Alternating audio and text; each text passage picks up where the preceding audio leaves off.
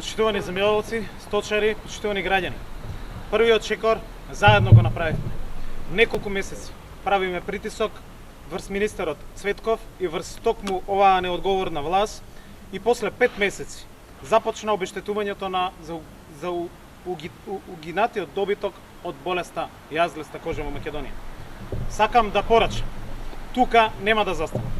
Заедно со вас ќе инсистирам сите сточари кои претрпеа огромни штети да бидат обештетени соодветно, целосно и без селекција каква што и во овој случај сака да направи власт.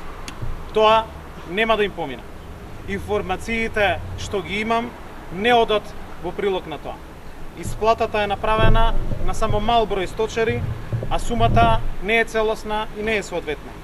Се пресметува штета само за угинатото говедо, а не и за загубите кои ги имаат сточарите за месо, за млеко, за изгубената заработувачка. За ова апелирам уште од април. Власта направи катастрофални грешки, многу погрешни, нестручни потези. Прво, не ја сватија сериозно состојбата со болеста, вакцините доцнеа 3 месеци, а поради тоа болеста се рашири низ цела Македонија и зафати нови жаришта. Штетите се илјадници угинати животни, се крие бројката на угинати говеда.